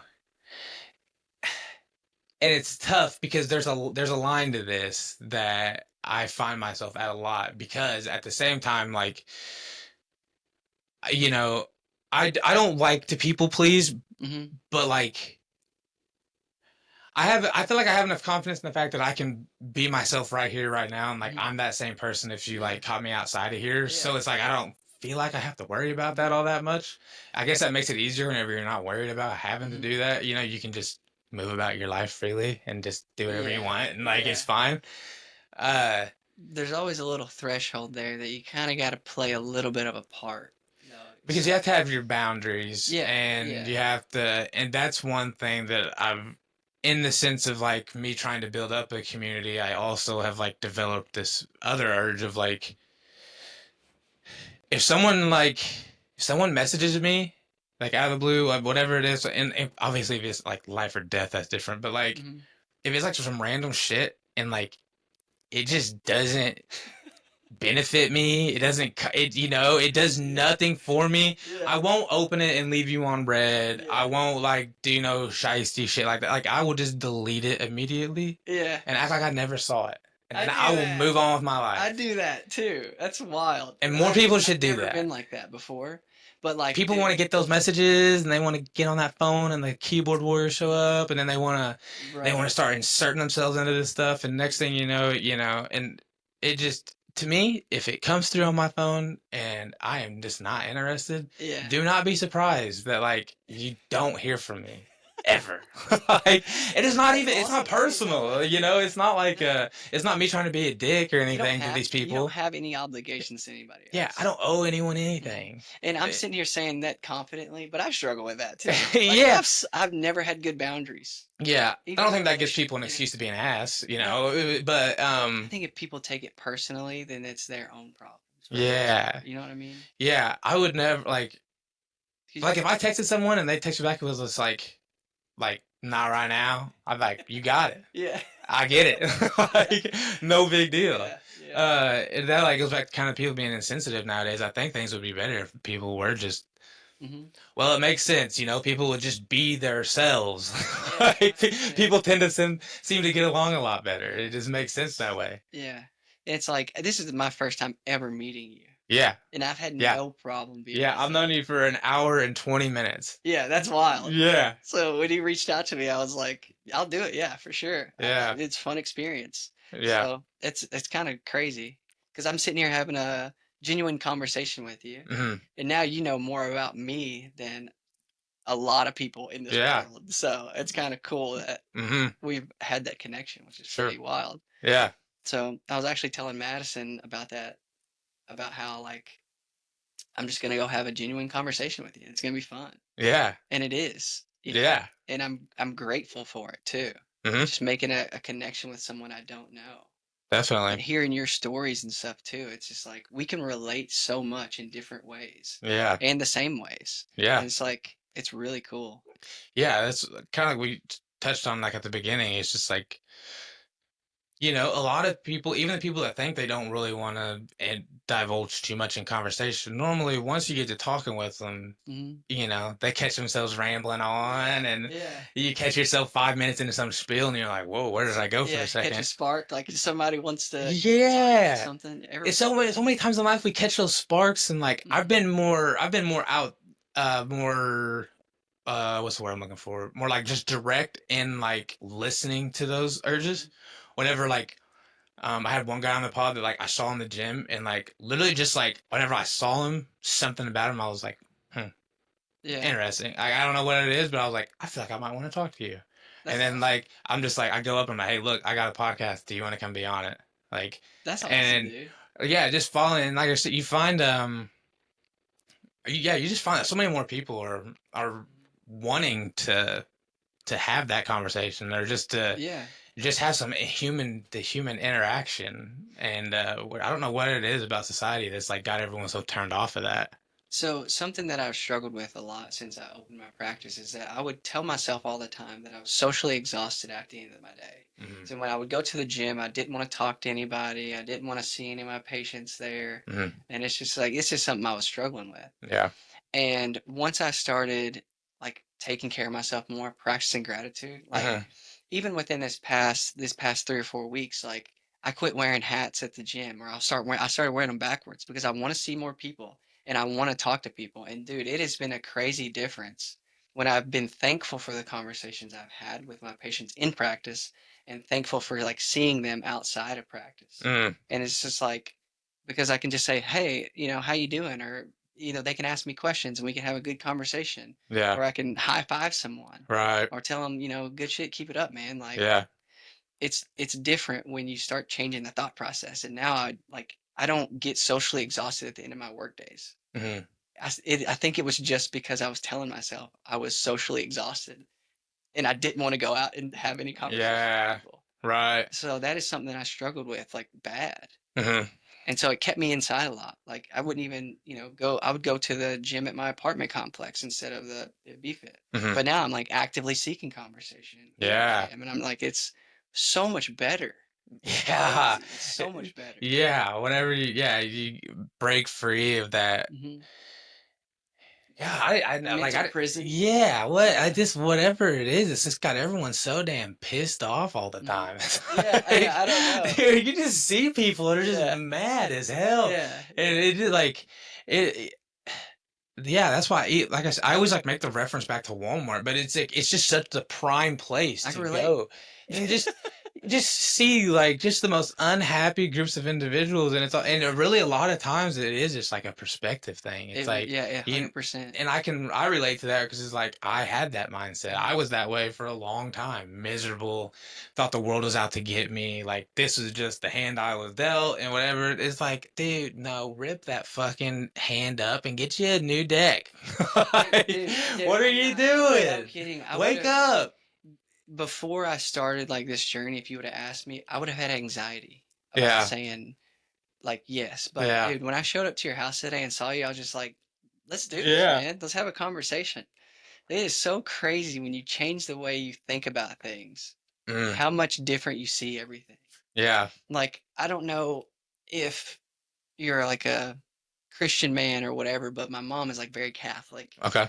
And I told her the other day, 'cause she's always talking about how much of like, oh, Satan is trying to get you here. And I'm like, listen, start telling me about how much God you see in your Yeah, everyday life and watch how much less of Satan that you see. yeah, And dude, it is so true. It's so yeah. true. Well, of course, the only thing you're gonna see is negative things in life. Whenever you're only looking at negative things, Yes. like Yeah. it's it's like people that are all the time depressed, and then like if you get in a car with them and their playlist comes on and it's like Dude, it's like I don't even have music like that I think on my play, but there's like some depressing shit and you're like, yeah, do you're you literally making your like you're yeah. sulking in this right now is what you're doing, Do you know like, anything about frequencies? Like music frequencies and stuff? I uh-uh. just learned like I don't even know if it's true or not. But there's something about the frequency of music that could like put you in a bad mental state. And Mm. I'm just like there's something to do with like Like 432 the hertz. hurts, yeah, I've heard about it in the sense of people with like anxiety, and I actually had I don't know if I still have it or not, but it would play like high pitched noises, Oh and it's yeah. supposed to like soothe you and stuff. Yeah, Yeah, the last few nights I started playing like 432 hertz yeah, sounds just to see, and I fell asleep to it. hmm, But like the difference between 432 and 440 hertz is supposed to be like crazy or something. I don't even know, but that yeah, just reminded me of it. It's kind of crazy. yeah. Yeah. I've been seeing a lot of videos on. I think they've been putting on my Instagram on the ads and the apps with the hertz and stuff. Yeah. I've been seeing a lot of those lately. Um, I gotta reassess my office playlist too. Because like the other day, do you know David Milan? sounds familiar. Milan. Yeah. I don't guess. Well, I was in the office the other day and he heard my playlist, right? Hmm. And so he was like, well, I didn't technically say he was a patient, so I'm not Oh, HIPAA, you yeah, know. yeah, yeah, yeah. Yeah, Um, no, this is just a friend. yeah, yeah. Yeah. So he said, "Dude, are you going through something?" I'm like, "What do you mean?" Yeah. He said, "The last four songs that have played on this playlist are sad." Yeah. And I was like, I just took a second and I was like, "I'm not going through nothing." but I did. Yeah. No, I could see that. Right. So right. I was like, man, I was going through something. Yeah. Go through Yes. there with some freaking Buck Cherry or whoever else on there. I'm trying to remember. I used to have a song like that. My buddy had a similar interaction, but yeah, he was like, dude. I died. He died too when I was like, I did go through something. Yeah. Yeah, something. Yeah, it just yeah, perspective is just a wild thing, and Mhm. whenever it's all that you focus on, and Yeah, the music too, like people play. It's like yeah, that's why I'm like, I need to change my office playlist a little bit. I yeah, feel like I got a pretty good playlist, but it's just like I need to get a little more a little upbeat. upbeat. Yeah. Yeah, because I notice I feel I'm pretty. I can music can make me feel something. Hmm. I can cry during a song. Wow. Yeah, So you really feel it. I cry. I listened to this one song by Jelly Roll called "Winning Streak." Dude, It's he brings out emotion in people. Have you ever been to one of his concerts? No. I've never been at a concert where I felt anything like it. Really? Yeah, like Damn. I could actually feel like what felt like my heart swelling, Like he's like speaking an to your soul. energy. Yeah, was Wow, like man. pulling. It was the wildest thing. Me and Briley went, and we sat there, and we didn't hardly speak the whole time. We just listened. He was That's talking in between wild. songs, and like we both left, and we were both like, "Where the hell have we been for 2 hours?" That's I was like, "That was crazy, the man. most like." I've ever felt someone just like speaking to my soul was at that concert. Wasn't it good to feel that though? Like how good did it? I bet it felt so good to Y- have that kind of feeling from Yeah. that, from another person who could speak to your life in a different way. Yeah. And to, yeah. And again, kind of going back to my point of like just this whole podcast, that feeling right there is what I want others to have whenever they hear me talk about the things that I Yeah. went through. You know, I want you to know, like, to look at me and it may look like I'm like doing all right now. And it's like, but like, it was literal hell 2 years ago, you Hmm. know, like you would I probably unrecognizable if you saw me. That's wild. And like to that feeling that I had at that concert, like that's all I want Hmm. whenever, people hear me talk about some of these things. And it's like a fine line of like you get self-conscious and then I'm like, oh, do people think I'm just trying to like get some attention or like whatever it is, and then you find yourself trying to like explain yourself, and I stopped doing that a long time ago. Hmm. I don't explain myself to anyone Yeah. except for my wife, but I don't explain myself to anyone else. I don't. Yeah. I do what I want to do, and I'm not gonna tell you why if I don't feel like I have Absolutely, to. man. But going back to that song, yeah, that's that winning streak by Jelly Roll. It's just he talks about because after I got sober, I was about uh a month sober, and I went to my first AA meeting. And this was, years of, well, probably a year and a half of on and off trying to get sober, relapsing sober. And the last time that I actually stopped, I was about a month in, went to my first AA meeting. And first of all, super demoralizing whenever you Yeah. first go, I you know. guarantee it. You're still fighting off the like, I don't belong here. Yeah. I'm not that bad. I'm not as serious as some of these other Mhm. people. And then you start to hear people talking, and you're like, oh, these are my people. Damn, damn, Like, that's wild. you're like, and actually, it had been a really long time since I felt that sort of like, I have community in my life, a ton of it. My family is, like I said, always been there. But that sort of community where it was like people were actually like directly understanding Hmm. what I was talking about. Before you tell your parents or your wife, whatever, and they put their arm around you and they do what they Yeah. can, but they don't really know. Hmm. And then to like be in a room full of people that really know, Yeah. and you're Yeah. like you can like you're like, whoa, you can put the walls down and Hmm. lower your fists a little bit, Yeah. and and you're like, oh, okay, like this is exactly where I'm supposed to be. Hmm. um so that whole song is him. He talks, he walks in, talks about the man in the center chair and sitting around him, and he just talks about telling his story. And part of it, he says in the song, he says, I've been standing in the rain just trying to get dry, or standing in the rain just trying to stay dry, Hmm. is what I've been doing. And that like hit pretty hard. And then there's another part of the song. He's like, the man in the mirror can't look at me because he's guilty. He's like, seems like lately that motherfucker's trying to kill me or something like that. Man, And I that's was deep. Yeah, that's what the first time I listened to it is like, yeah, can't the man in the mirror can't look at me because he's guilty. Uh, last couple months, that motherfucker's tried to kill me, and the first time I heard that, I just broke down. I was like, damn. And then Yeah. I was thinking, I was like, when's the last time I looked myself in the mirror, like physically? Mm-hmm.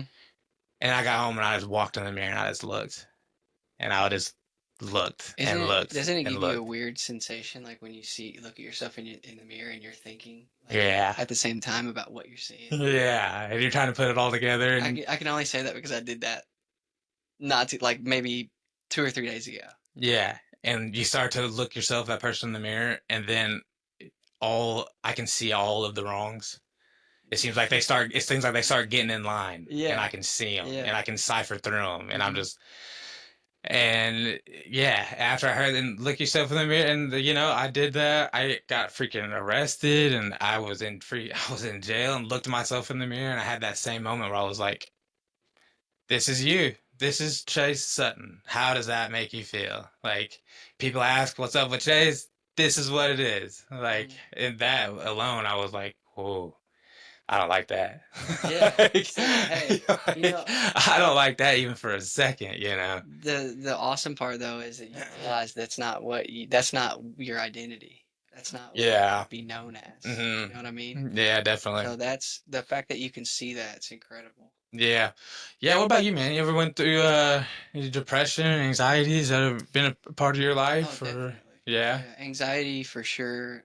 Seems like most people. Mhm. Um Yeah, anybody who, like that's one of the reasons I've been practicing gratitude and stuff lately is because mhm. it's so easy to forget like everything I should be grateful for. Yeah. And you get in these depressive states where it's like everything is just repetitive and you just forget about, the people who come in and see you all the time and how happy you should be and how, blessed that we Mhm. really are. It's Yeah. so easy to forget about those things. Yeah. So like I've been actively like reflecting, like journaling and thinking about things I'm happy, like grateful for throughout the day. And that makes a world of difference, man. It's so crazy. Like journaling your thoughts, thinking about relationship with your patients, thinking about goals, Mhm. stuff like that. It's just like crazy, but also putting yourself around better people Yeah, is definitely. like, that's why it's important to be how you're being with like people you don't, want to like mess with Yeah. or people who are texting you and you don't want any part of that. You don't have to be. Yeah. That is so important for your mental health. Yeah. So and that goes for like everyone. Everyone should be that way. So, Right. but I've had like a people pleasing problem that only leads to more depression and stuff like Yeah. that because you always feel like you're obligated to like entertain people Yeah. and stuff like that instead of making just good, genuine, authentic connections. Right. And so just slowing it down and just like be like really learning who you are as a person, Mhm. that has helped me tremendously. Even with this running stuff, that's taught me a lot. It's Yeah. crazy. Yeah. Yeah. And then if you're anything like me, then you ever start to lay out everything that you're grateful for, and you start to really think about it, Hmm. and then you get depressed all over again because you realize you've kind of been an ass, and then and then you Oh, find yourself depressed because you're actually happy, yeah, and then your mind is just dude. blown all the It's a hell. cyclic. Yeah, And you're like, yeah, you're over there tearing up, and it's like, what's wrong? And you're just like, I've got it good. Like, like, oh, I'm that's just upset because I'm actually not doing all that bad. Yeah, yeah. Other people yeah, got it so much yeah. worse. The normal person's probably like, wow, I'm just really grateful that this is going on in my life. And to me, I'm like, damn it, man, like Yeah, yeah. life is good, That's like, awesome, man. yeah, It's good to have emotion behind what the things you feel, and think yeah, about. So, yeah, boy. Yeah, I can cry. mm, Yeah, I I respect don't that. know people that don't. Weird. Don't trust them. No, I can't. can cry. Can't. Gotta Yeah. cry. You got. I don't admit it much, but Yeah, if you let out a good cry, and you know, sometimes I find myself just anxious and worked up, hmm and like I watch a Twitter video of a father coming home from the military, and there I am, oh man, I kind of am that way too. I ain't and gonna lie. whenever those videos start to put that little knot in the back of your throat, and you're like, oh god, you're tearing Yeah. up. And whenever those videos start to hit me like that, I know I'm due. Yeah. I know I'm due. I'm like, I need to cry. I'm like, that's what this is telling me. Like, my emotions have now reached too high. I need to reset. So then I just gotta cry for about 5 minutes, and So then after that, cry it it's out. it's like my emotions just level back out. I'm like, okay. But For once the videos start to hit me, boys, I gotta, for me, it's if I see something like if it's really sad and I can yeah, resonate with it, then I get emotional. But mm, if I see something that's like really makes me really happy, yeah, sometimes I will. right, I don't know why, yeah. but like no one knows that, but now everyone knows. Yeah, it's funny you say that because it's really not the sad stuff that makes me cry. It's like the happy Yeah, stuff that makes me cry. Whenever I watch sad it's kind of weird shit, to think like about, isn't you it? can go to Twitter and it's like you just literally can watch the war over the Middle East live on Twitter. It's like the Yeah. most bizarre thing you'll ever see. Literally people getting blown up and shot, and it's just nuts. And the whole time I'm like,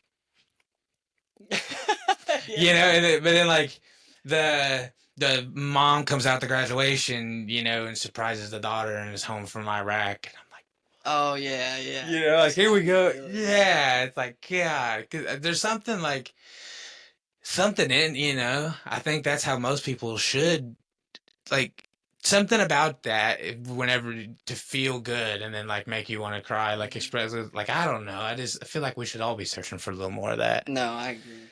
like whatever it is in your Yeah. life that makes you happy to a point where you're like it Yeah. actually makes you feel some type of way. Yeah, the more that I have, like, I've even started opening up more to people Mm. too, because like I used to think like, oh, no one deserves that. No one deserves that. But it's like it's really me holding back my authenticity. Like, Yeah, if I feel like a spark or a reason to tell someone a story about something, then I should just do it. yeah, Just have a good conversation. But like I think me people pleasing so much my whole life had put me in a position where I'm just like exhausted and I just feel like I hmm, always got to put on this mask yeah, it just made me resent that. sure. But that's changed drastically. Yeah. Well, it's just it. You got to feel all these emotions and stuff. Yeah, and it just makes your life easier whenever you can just navigate it as yourself, and you don't have Mhm. to worry about showing up and clocking in just because the camera's rolling, and Yeah. now you've all right, now now I'm this person, and it's Yeah. it Yeah, uh for sure. and you spend a lot of time building a lot of fake relationships on a whole false pretense. Oh And man, yeah. normally what happens is I feel like whenever you find yourself doing that, you're letting your emotions lead the way. Mhm. And what I figured out is, like I just said, I'm emotional, and my emotions literally could change like by the hour. Mhm. And like, who's to say I'm gonna feel that same way tomorrow? Yeah. That kind of goes back to my whole point of like the way I just like will cut people off, or the way Yeah. I don't make the only thing I make future commitments to is this podcast, and that is it. Yeah. If you ask me to do something like a month from now, no shot. Mhm. And like I'll tell you absolutely not. Like Yeah. you'd be 'Cause better you off know calling me the morning of. see, I could be better at that, at what you're saying, is like making commitments. Because when it gets to that point, I'm like, "Oh, man, do I really wanna do You don't that?" want to do it anymore. Yeah. Yeah, But, that's like, what I'm in saying. the moment, when you're talking to somebody, you can have these heightened emotions, Sure. and you're like, "Oh, yeah, we'll do that. No big Yeah. deal. Like, we'll do it tomorrow." And, like, Yeah. tomorrow comes, and you're like, "Shit." I'm not feeling the same way. Yeah, yeah. Yeah, and now I you're respect stuck that, in this, yeah. and now you're gonna show up at 50%, Mhm. instead of at 100 because you don't even want to be You're there not happy, anyway. yeah. You're not gonna get the most out of this because I don't want to be here, Yeah. and I'm not gonna get shit out of this because I don't want to be here. Yeah. So like, no one benefits from me just acting like I want to do this, and again, like I said, you're better off calling me like the night before, Mhm. and then like, hey, tomorrow we're gonna like run to California, and then we're driving straight back.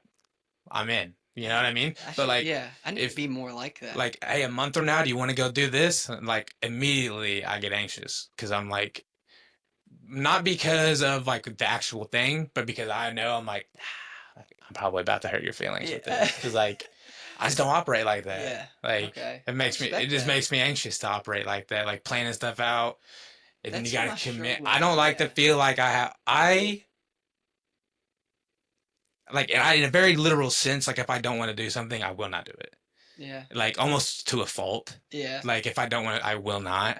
And I've had confrontations over this, like problems, because I'm like, look, you don't get it. Like Mhm. whenever I tell you I don't want to do something, I'm really not gonna do it. Mhm. And like I can't help it. I can't act like I want to do it though. Oh, And like man, yeah.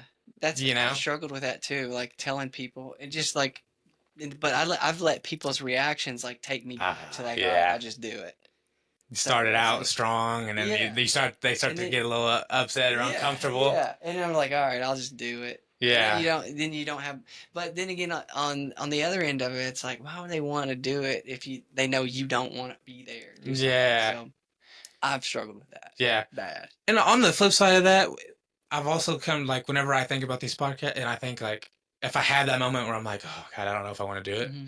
and then I think about like my guests or whatever it is, and I'm like, they're always super happy to do this. Hmm. It's the guests I've had so far, they've all been really happy to do this, and then I'm like, dude, they're really happy about wanting to come talk to you. So Yeah, like, why are you like, what's the problem? And that's why I always go back to as well. I'm like, dude, someone else is like looking forward to talking to you. yeah. Like, As a put your yeah. ego. What are you doing? Yeah, same way when patients are Yeah. coming in the door with me, it's like I gotta remember, I've been telling people that from the get-go, like these people come here for me, Hmm. and I gotta be grateful for that and Sure. remember that, and it helps. Yeah. When you remember that, it's like your mind changes about Yeah. things. Definitely. So yeah, Yeah.